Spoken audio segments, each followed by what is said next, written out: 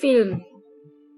تھوڑی دیر بعد وہ آبدوز سمندر کی گہرائی میں سفر کرتی ہوئی انتہائی تیز رفتاری کے ساتھ بورینو کے مشرقی ساحل کی طرف بڑھتی رہی تھی۔ اس کا کنٹرول فلپ کے ہاتھ میں تھا۔ آبدوز چلانا افریدی بھی جانتا تھا اور عمران بھی، لیکن فلپ کو ان دونوں میں فوقیت اس لیے حاصل تھی کہ وہ 68 سال پہلے برطانوی بحریہ میں رہ چکا تھا۔ اس نے 3-4 سال برٹش بورینو کے علاقے میں متعین رہ کر گزارے تھے، اس لیے ان اطراف کا سمندر وہ اچھی طرح کھنگال چکا تھا۔ وہ سب اس وقت کنٹرول روم میں ہی جمع تھے۔ آرچی، اینڈری اور آبدوز میں ملنے والے تینوں آدمیوں کو ہاتھ پیر باندھ کر اسی کیبن میں بند کر دیا گیا تھا۔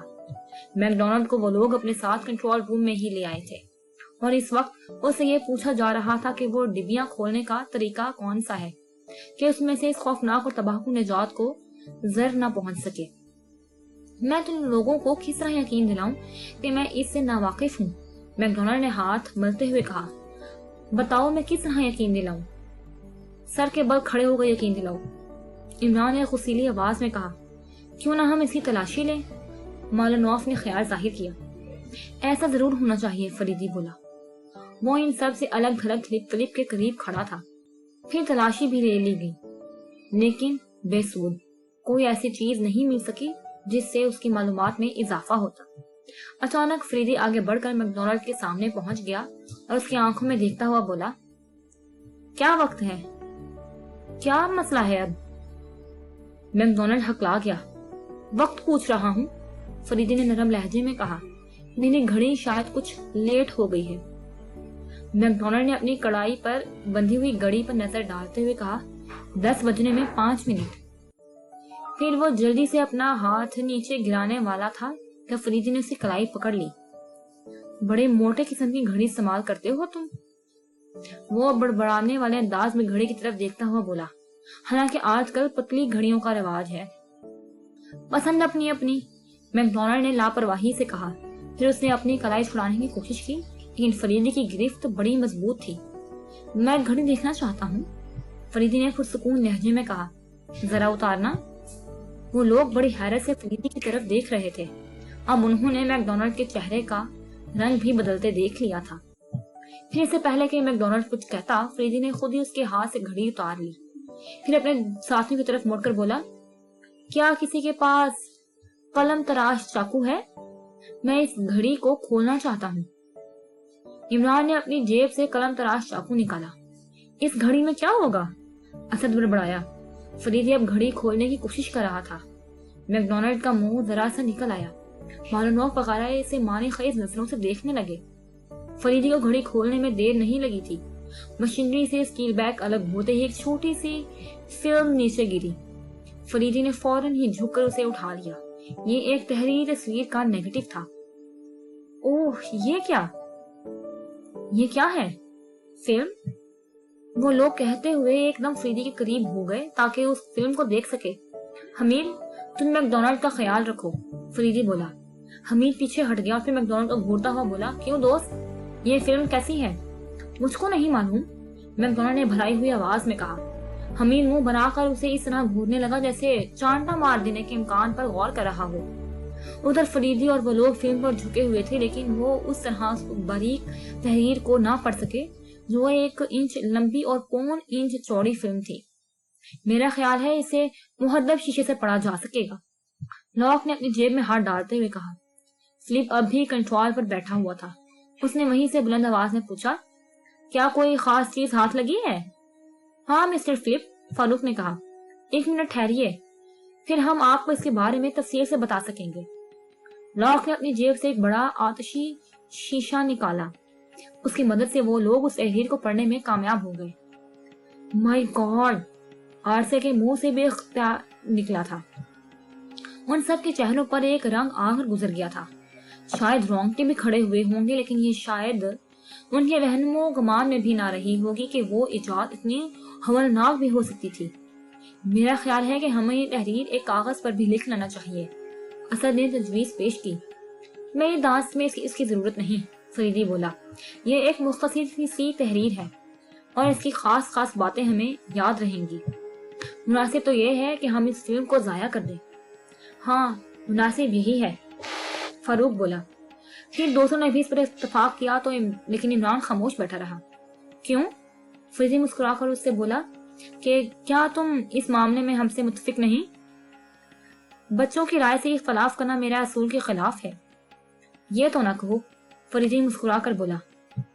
तुम्हारी आदत तो ये है कि जो तुम्हारे दिमाग में आ जाए वही करते हो, दूसरों की तुम्हें जरा बराबर परवाह नहीं होती। अरे नहीं, ऐसा भी क्या? उसी वक्त फिलिप फिर बुलंद आवाज में बोला, मुझे अभी तक कुछ नहीं बताया। हाँ, आप भी पढ़ लीजिए मिस्टर फिलिप। फरीदी आखिरी शीशा और फिल्म लेकर उसकी तरफ बढ़ता हुआ बोला, ताकि फिर हम इस फिल्म को जला दें। फिलिप ने भी वो तहरीर पढ़ी और होंठ भींच लिए। तहरीर थी, सरबराह तंजीम मार्शल फंक के लिए। जनाब, आखिर हमारे 6 साल मेहनत रंग ला कर रही और हम ये तबाहकुन हरबा तैयार करने में कामयाब हो गए। ये 8 डिबियां जो आपकी खिदमत में भेजी जा रही हैं, जादू की डिबियों से किसी तरह कम नहीं, लेकिन दर हकीकत ये साइंटिफिक असूलों पर तैयार की गई हैं। इनमें हर डिब्बी के अंदर एक ऐसी तबाहकुन कुव्वत पोशीदा है जो 4000 मील के कतर में फैली हुई जिंदगियों को नापैद कर देगी। इसकी सबसे बड़ी खूबी यह है कि ये सिर्फ जानदारों के लिए नुकसानदेह है, बल्कि हलाकत खेज कहना चाहिए। एटम बॉम्ब की तरह ये जमीन को इस तरह बर्बाद नहीं करेगी कि वो काबिले काश्त न रह जाए। ये एक जहरीली गैस है जो 4000 मील के कतर में फैल कर कोई तबाही फैलाए बगैर उनकी मौत की मीठी नींद सुला देगी जो सांस ले सकते हैं। हर डिबिया के अंदर एक गोली मुनफी कुव्वत पोशीदा रखती है और दूसरी गोली भी मुस्बत कुव्वत है। जब ये दोनों कुव्वतें एक दूसरे से टकराएंगी तो इसका नतीजा जिंदगी मौत की सूरत में सामने आएगा। इनमें से कोई एक गोली बजाय खुद हिलाकत खेज नहीं है। इसका तरीका इस्तेमाल सीधा सा है। दोनों गोलियां किसी भी टारगेट पर फेंक दी जाए, हवा की रगड़ से ये दोनों गोलियां फजा ही में फट जाएंगी और दोनों के मादे एक दूसरे से टकरा कर जिंदगी की मौत का सबब बन जाएंगे। चूंकि इन गोलियों में मस्बत और मनफी कुव्वतें हैं, इसलिए इन्हें 8 मुख्तलिफ डब्बियों में भेजा जा रहा है। अगर ये सब गोलियां एक जगह रख दी जाएं, तो फिर ये न मालूम हो सकेगा कि किस गोली में मनफी कुव्वत पोशीदा है और किस गोली में मस्बत कुव्वत। इस सूरत में इनका इस्तेमाल भी नामुमकिन हो जाएगा। अगर 6 माह के अंदर इस कुव्वत को इस्तेमाल ना किया गया तो ये बेकार हो जाएगी। अगले 15 दिन में प्रोफेसर हेरकिन आपके पास पहुंचेंगे और आपको इस इजाद के बारे में मजीद तफसील बहम पहुंचाएंगे। फकत नीचे किसी नाम के दस्तखत थे तो किसी की समझ में ना आ सके। उन सब ने इस खत को 2-3 बार पढ़कर इसकी खास बातों को अच्छी तरह ज़हन नशीन कर लिया और खास बातें सिर्फ 5 थी। नंबर 1, काली तंजीम के साइंसदानों को एक खतरनाक हरबा तैयार करने में 6 साल लगे थे। नंबर 2, एक डिबिया की गोली 4000 मील के कतर में जिंदगी को नीस्तो नाबूद कर सकती थी। नंबर 3, एक डिबिया की एक गोली में मस्बत कुव्वत पोशीदा थी और दूसरी में मनफी कुव्वत। नंबर 4, अगर इन गोलियों को 6 माह के अरसे में इस्तेमाल ना किया गया तो ये बेकार हो जाएंगी। और नंबर 5, काली तंजीम में कोई साइंसदान प्रोफेसर हिरकिसन भी था जो 15 दिन बाद मार्शल फंक के पास पहुंचने वाला था। मगर ये बात उन लोगों को अब भी नामालूम हो सकी थी कि इन डिबियों से गोलियों को निकालने का तरीका क्या था। कर्नल फरीदी, मार्सिया ने पलकें चिपकाते हुए कहा, आखिर आपने कैसे समझ लिया कि इस घड़ी में ये फिल्म होगी? क्या इसलिए कि इस घड़ी इस कदर मोटी थी? मैं सिर्फ ये समझता कि इस घड़ी में कोई खास बात है।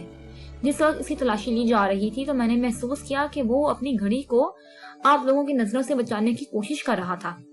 मेरे शुबे के सबब ये बात नहीं कि इस घड़ी मोटी है, फरीदी ने कहा और मैकडॉनल्ड को घूरने लगा जो अपने होंठों पर जबान फेर रहा था। उससे मजीद पूछगिछ की गई तो उसने बताया कि इस घड़ी में इस फिल्म की मौजूदगी का इल्म नहीं था।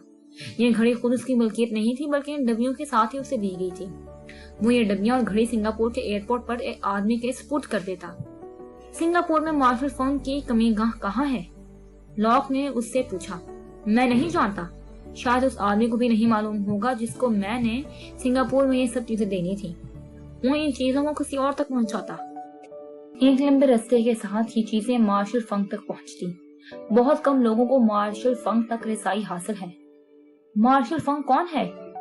एक रूह, मैकडॉनल्ड ने बड़ी संजीदगी से जवाब दिया। کیوں بکواس کرتے ہو؟ لاک نے آنکھیں نکالی۔ میں نے حقیقت کا اظہار کیا ہے، میک ڈونلڈ نے لاپرواہی سے کہا۔ اب وہ ذرا برابر خائف نہیں تھا۔ ایسا معلوم ہو رہا تھا جیسے اب اسے کسی بات کی پرواہ نہ رہ گئی ہو۔ بہت مطمئن نظر آتے ہو، حمید غرایا، حالانکہ ذرا ہی دیر پہلے خوف سے بری حالت تھی۔ غلط خیال ہے تمہارا، میک ڈونلڈ نے کہا۔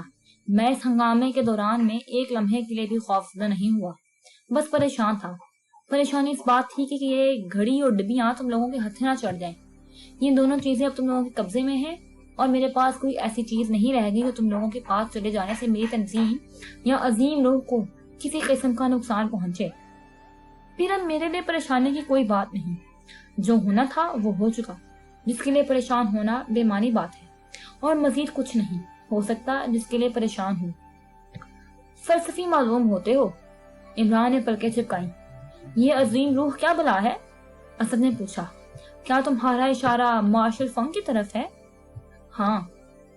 بکواس، لاگ غرایا۔ 22ویں صدی میں ان لغویات پر یقین نہیں کیا جا سکتا۔ مجھے کیا پڑی ہے کہ تم لوگوں کو یقین دلانے کی کوشش کروں، مگر خود تم لوگوں کے سراغ رسانہ سرگرمیاں میری اس بات کی شہادت دیں گی۔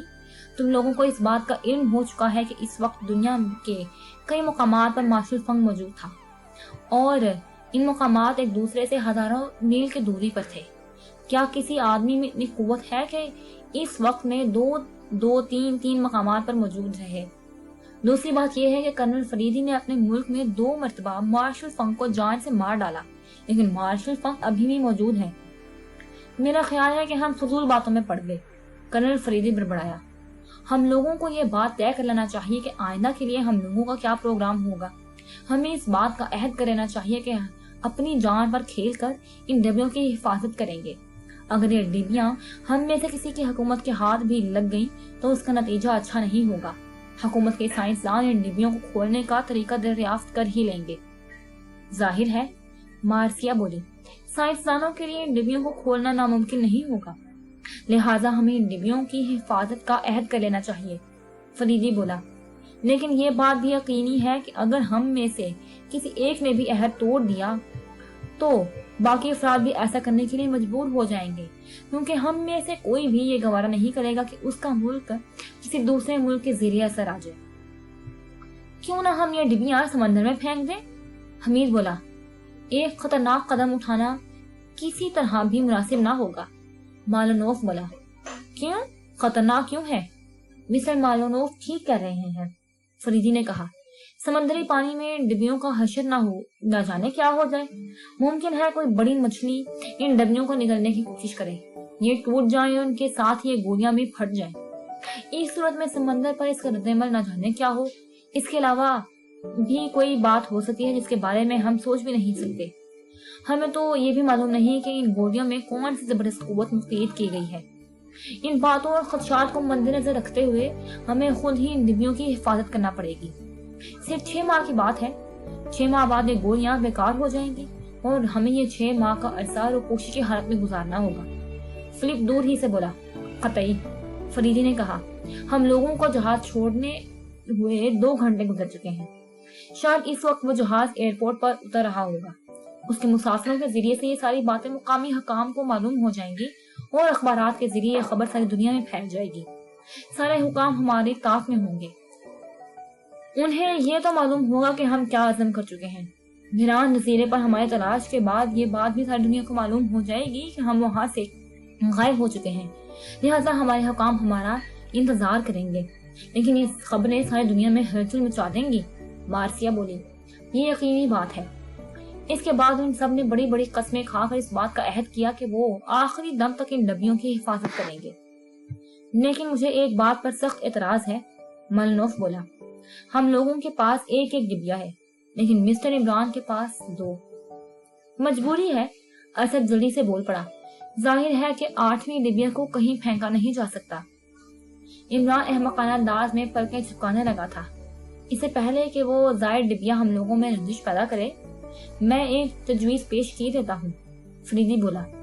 ہم لوگ 7 پرچیوں پر اپنے اپنے ملک کے نام لکھ کر پرچیاں بند کی دیتے ہیں۔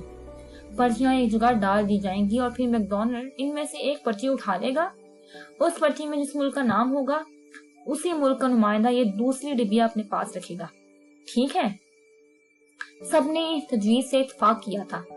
सातों पर्चियों पर उन लोगों के ममालिक के नाम लिखे गए और पर्चियां एक जगह डाल दी गई। फिर मैकडोनाल्ड से कहा गया कि वो एक पर्ची उठा ले।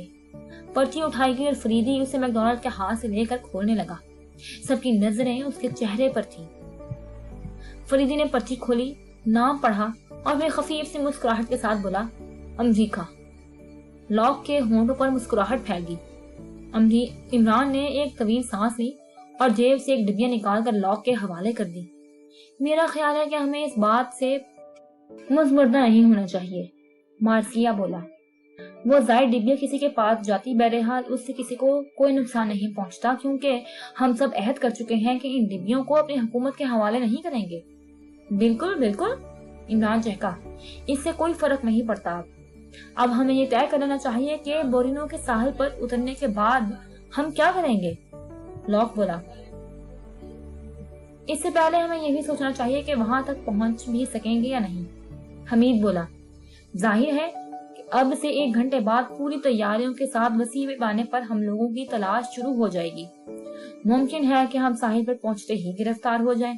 इसके अलावा ये भी हो सकता है कि हुकूमत बोरिनो की कोई आबदोश हमारी आबदोश को देख ले। ऐसी सूरत में क्या होगा, कैप्टन हमीद, फिर बोला। इस बात की जिम्मेदारी तो मैं लेता हूँ कि हम सब बहिफाजत साहिल तक पहुँच जाएंगे। मैं किसी न किसी तरह इस आबदोश को दूसरे आबदोशों से बचा ही लूंगा, लेकिन साहिल पर पहुँचने के बाद क्या होगा, इसकी जिम्मेदारी ना तो मैं ले सकता हूँ और ना आप लोगों में से कोई ले सकता है। ठीक है, फरीदी ने सर हिलाते हुए कहा। इसलिए मुनासिब होगा कि हम तारीकी में साहिल तक पहुंचे, यानी रात होने के बाद रात का अंधेरा हम लोगों का एक अच्छा मुहाफिज साबित होगा। ठीक है, मैं रफ्तार कम की देता हूँ, फिलिप ने कहा। अब सवाल ये पैदा होता है कि मैकडोनाल्ड और एंड्री वगैरह का क्या किया जाए, फारूक बोला। मेरा ख्याल है इन सब का गला घोंट कर मार दिया जाए, लॉक बोला। अगर हमने लोगों को छोड़ दिया तो ये हमारे लिए मुश्किलात खड़ी कर देंगे। हमीद ने कंखियों से मैकडोनाल्ड की तरफ देखा जिसने होंठ भींच लिए थे। हम इसके अलावा कुछ कर भी नहीं सकते, मार्सिया ने लॉक से इत्तफाक करते हुए कहा।